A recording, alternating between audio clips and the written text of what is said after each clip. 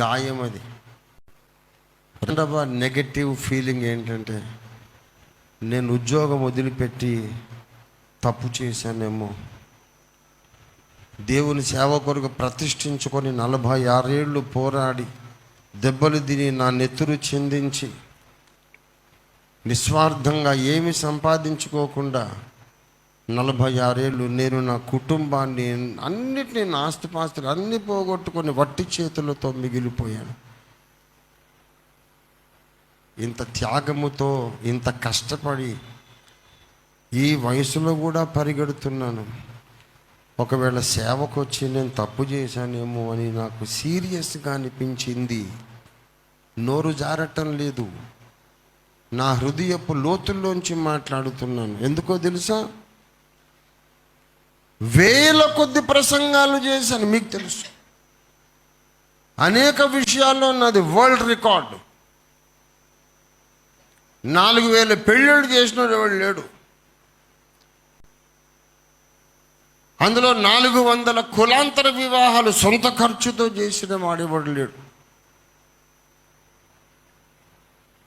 126 Bible చదువుతున్నా, చాలా తక్కువ మంది ఉంటారు. అనేక విషయాలలో నాది వరల్డ్ రికార్డు. ఇంత కష్టపడి సేవ చేసి ఇంకా పెద్దవాడైనోడు ఒక్కడు కనపడట్లేదు. పెద్దవాడు ఏంటండి, అన్య భాషలు మాట్లాడుతున్నారు కానీ ఇంకా పసికూనలే. ప్రవచనాలు చెప్తారు, ఇంకా ఎదుగుదల లేని పసిపిల్లలే. ఉపదేశములు ఐశ్వర్యవంతులంటే అర్థం ఏంటి తెలుసా? బోల్డ్ అని ప్రసంగాలు తెలుసు, చేస్తారు, అయినా పసిపిల్లలే. చాలా జ్ఞానం సంపాదించారు కానీ ఇంకా పెద్దవారు కాలేదు. ఇందుకేనా నేను ఈసీఐఎల్లో నా ఉద్యోగం వదిలి ఇంత కష్టపడ్డాను? 40 ఏళ్ళు ప్రయాసపడ్డా, ఒక్కడిని పెద్దోళ్ళు చేయలేకపోయా. జీవితంలోనే నేను ఓడిపోయాను. ఆ కొడుకు నాకు పుట్టకపోయినా బాగుండు అన్న తండ్రిలాగా అయిపోయింది నా పరిస్థితి. 1000 మందిని కన్నాననే సంతోషం ఉండేది ఒక 10 ఏళ్ల కిందట దాకా. నాకు నేను కనకపోయినా బాగుండునేమో అనిపించింది. మొన్న గమనిస్తూ ఉన్నాను, మోసే మైండ్ ఎవరికి రాలే. నేను మిమ్మల్ని విమర్శించట్లేదు, నిరాశపరచటం లేదు, కానీ ఒక్క మాట ఆలోచించండి. కింద కూర్చొని నేను ఇలాగ అనుకుంటున్నాను, పైన కూర్చొని దేవుడేమనుకుంటున్నాడు?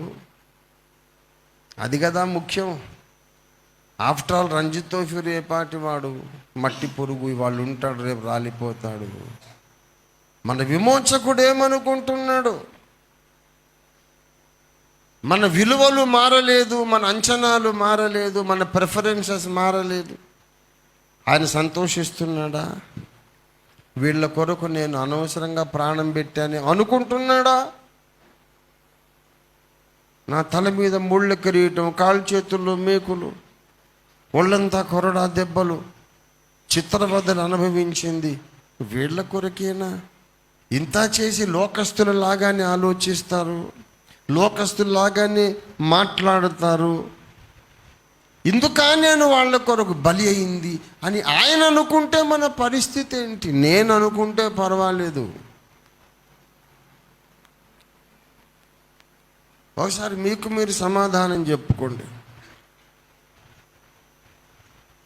వీళ్ళ కొరకేనా నేను నా ప్రాణం పెట్టాను